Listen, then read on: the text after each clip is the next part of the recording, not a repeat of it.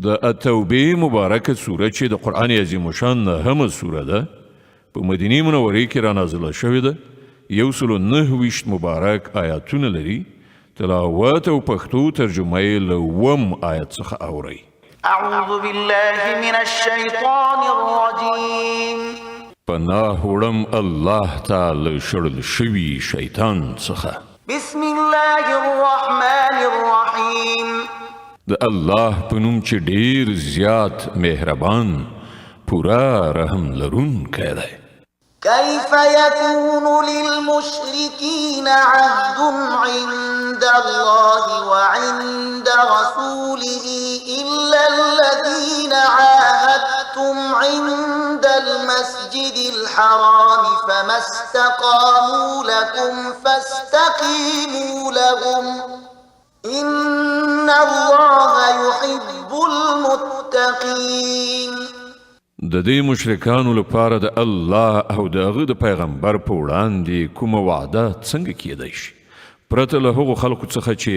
له هغو سره تاسې د مسجد حرام ترڅنګ وعده کړې وه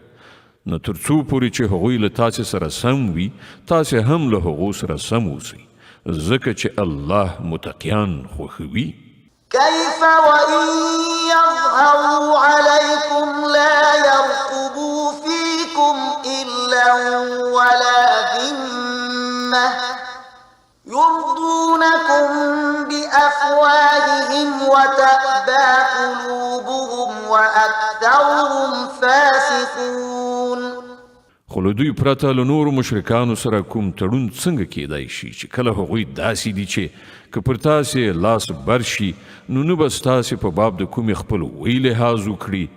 نه د کومې معاهدې د مسؤلیت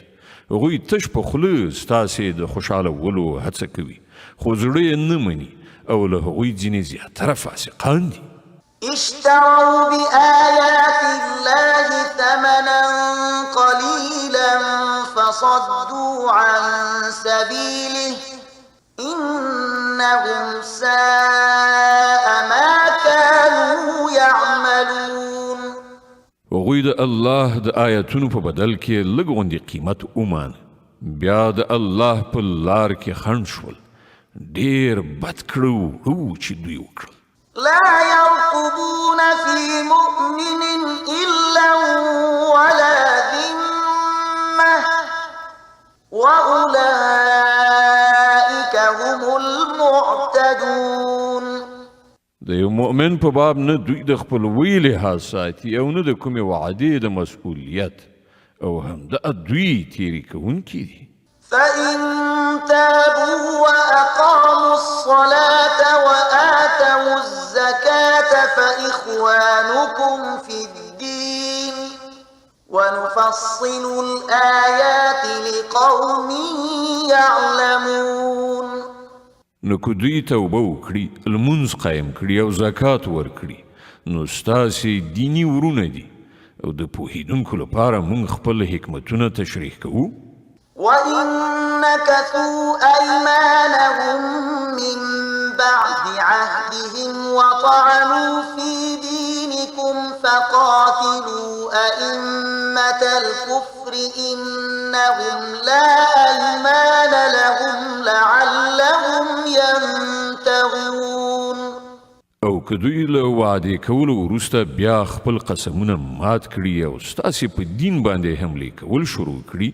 نو د کفر له علمبردارانو سره وجنګیږئ ځکه چې د هغوی د وعدو څه اعتبار نشته ښایي چې بیا د تورې په زور هغوی راوګرځي ألا تقاتلون قوما نكثوا أيمانهم وهموا بإخراج الرسول وهم بدؤوكم أول مرة أتخشونهم فالله أحق أن تخشوه إن كنتم مؤمنين ایا تاسې ولې له داسې خلکو سره ونه جنګیږئ چې خپل تړونونه ماتوي او له وطن څخه یې د پیغمبر د ویستلو قصد کړی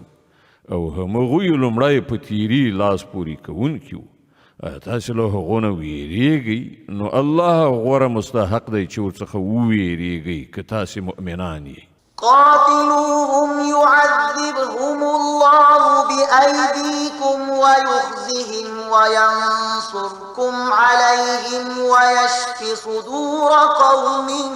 مؤمنين ويذهب غيظ قلوبهم ويتوب الله على من يشاء والله عليم حكيم. له هغو سره وجنګيږي الله به ستاسې په لاسونو هغوی ته سزا ورکړي او هغوی به ذلیل او خوار کړي او د هغو په مقابل کې به ستاسې مرسته وکړي او د ډیرو مؤمنانو زړونه به یخ کړي او د هغوی د زړونو تاو به ایسته کړي او چاته چې خوښه شي د توبې توفیق به هم ورکړي. الله په هر څه پوهېدونکی د حکمت خاوند دی. أم حسبتم أن تتركوا ولما يعلم الله الذين جاهدوا منكم ولم يتخذوا من دون الله ولا رسوله ولا المؤمنين وليجة والله خبير بما تعملون. آیا تاسې دا ګڼلې ده چې همداسې به پرېښودل شئ په داسې حال کې چې تر اوسه پورې خو الله دا نه ده لیدلی چې له تاسې نه څوک هغه کسان دي چې هغوی د هغه په لاره کې سرښندنه وکړه او له الله او پیغمبر او مؤمنانو څخه پرته یې څوک صمیمي دوست ونه نیو.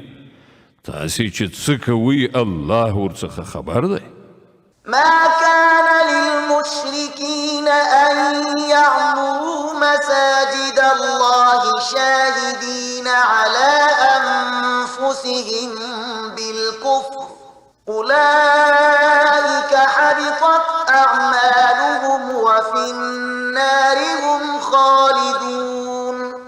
دا د مشرکانو کار نه دی چې هغوی د الله د مسجدونو مجاوران او خدمتګاران شي په داسې حال کې چې هغوی په خپل ځان باندې په خپله د کفر شاهدي وهي. د هغوی خو ټول عملونه ضایع شول او په دوزخ کې د هغو د تل لپاره استوګنه ده.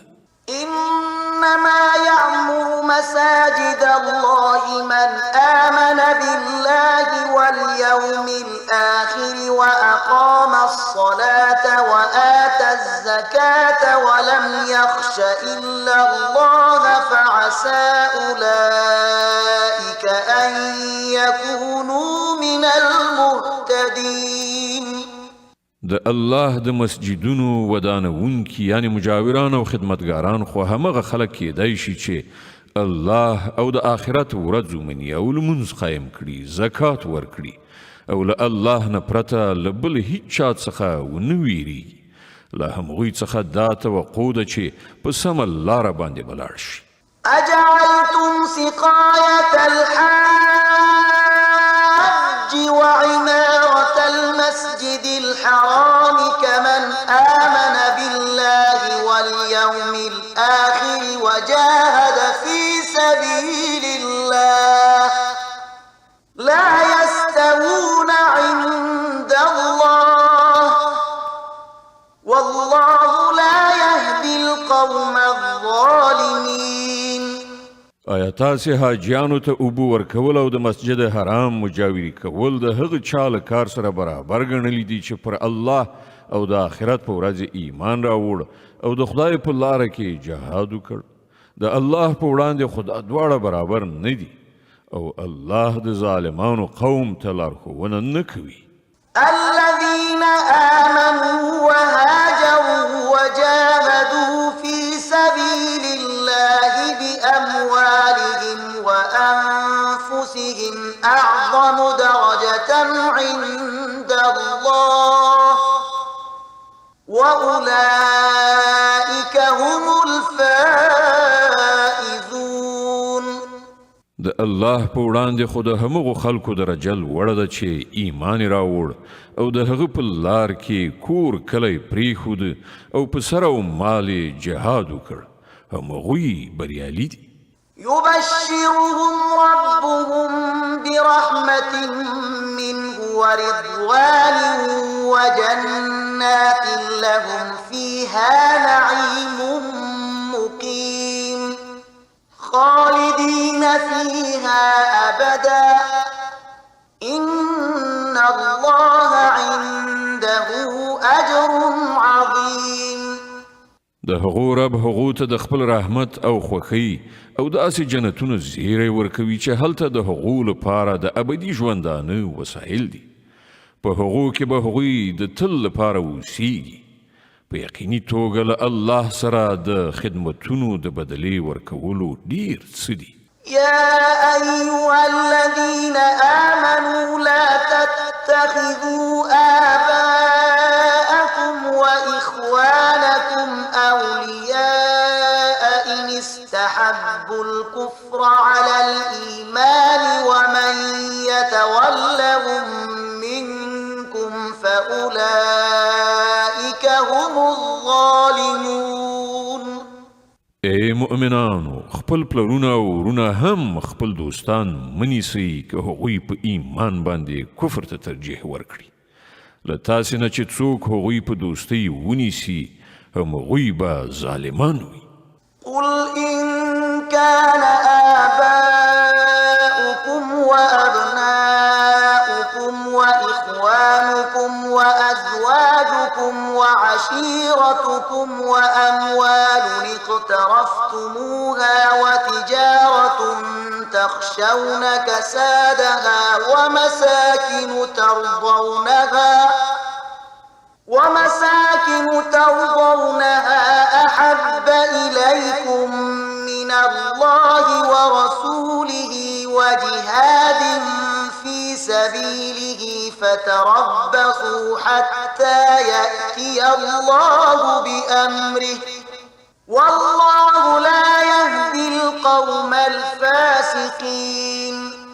ای پیغمبره ووایه چې که ستاسې پلرونه ستاسې زمن ستاسې ورونه ستاسې میرمنې ستاسې خپل خپلوان ستاسې هغه مالونه چې تاسې ګټلي دي ستاسې هغه تجارت چې د هغه په ورانېدو اندېښمن کیږئ او ستاسې د خوښۍ کورونه تاسې ته له الله او د هغه له پیغمبر او د هغه په لار کې له جهاد نه ګران وي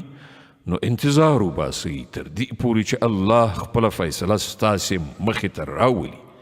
او الله فاسقانو ته لارښوونه نه کوي. لقد نصركم الله في مواطن كثيرة ويوم حنين إذ أعجبتكم كثرتكم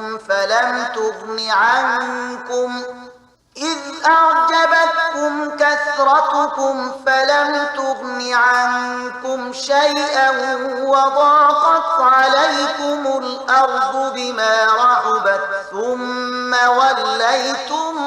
مدبرين. الله لدین مخکې په ډیرو ځایونو کې ستاسې مرسته کړې ده او اوس د حنین د غزا په ورځ به تاسې د هغه ملاتړ لیدلی وي. په دې ورځ تاسې د خپل شمیر په زیاتوالي غروئ خو هغه ستاسې هیڅ په کار رانغی او ځمکه له خپل پراخوالي سره سره پر تاسې تنګه شوه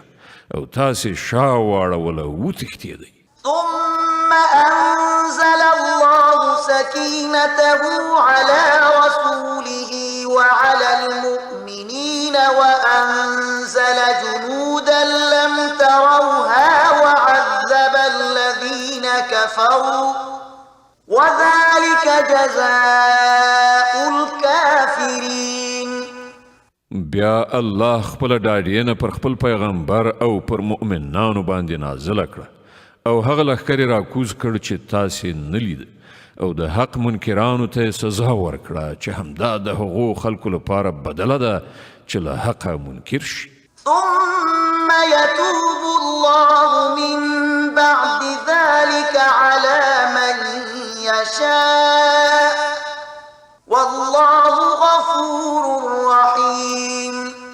بیا به تاسې دا هم لیدلی وي چې له دا ډول سزا ورکولو نه وروسته چې الله چاته وغواړي د توبې توفیق هم وربخي.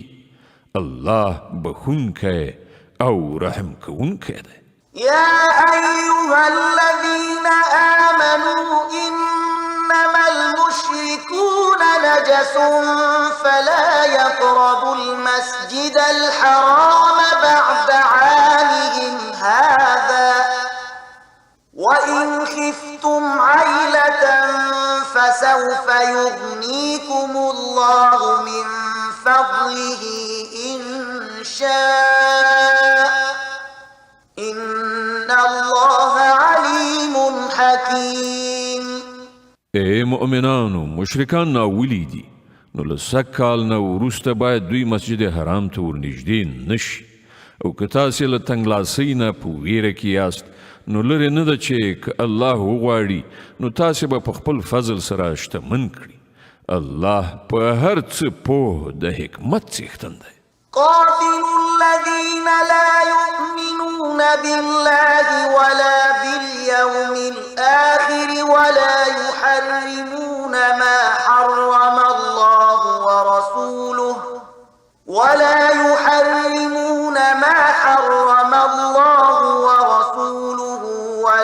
يدينون دين الحق من الذين